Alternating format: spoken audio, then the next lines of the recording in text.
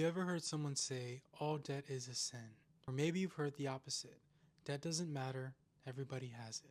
The truth is, the Bible teaches neither of those extremes. But it is something God repeatedly warns his people to treat with great caution.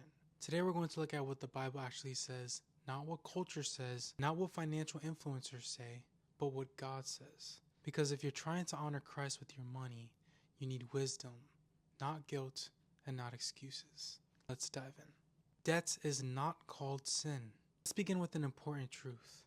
The Bible never directly says borrowing money is sinful. In fact, throughout Scripture, godly people borrowed money. Jesus even told parables involving borrowing and lending. The issue was never simply the existence of debts. The issue was always the hearts and the consequences. Sometimes debt comes from emergencies, sometimes from starting a business, sometimes from buying a home, sometimes from poor decisions.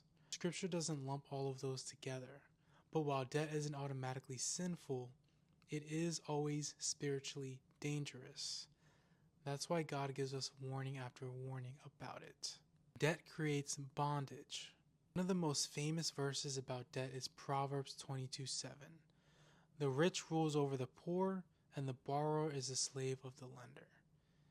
Notice something. It doesn't say the borrower is evil. It says the borrower becomes a slave.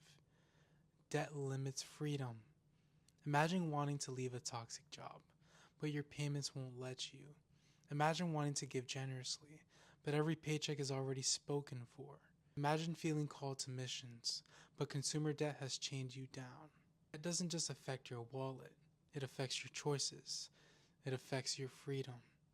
It can even affect your obedience. God desires his people to live in freedom whenever possible. The Bible encourages living within our means. One of the greatest causes of debt is simple. We want tomorrow's lifestyle today.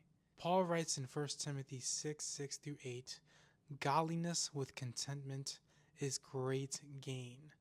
If we have food and clothing, with these we will be content. That's a radical statement in today's culture. Our culture says upgrade, finance it, lease it, buy now, and pay later.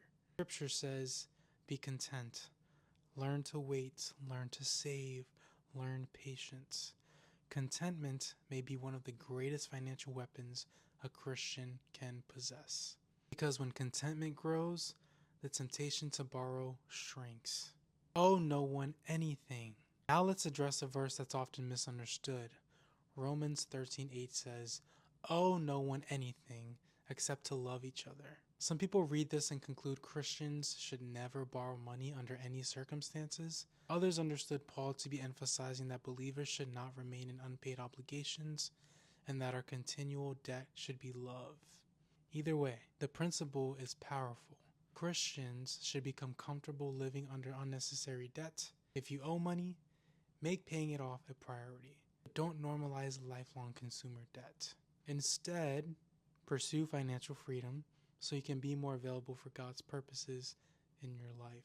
The difference between wise debt and foolish debt. Not every debt is created equal.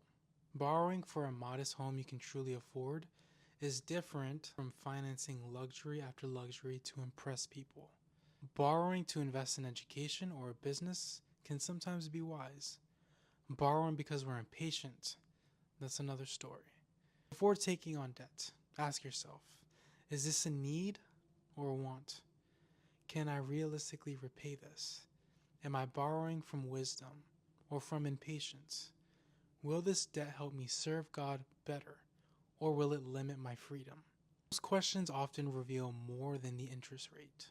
So all in all, guys, debt isn't a sin, but it can quickly become a burden, a distraction, and even a form of financial bondage.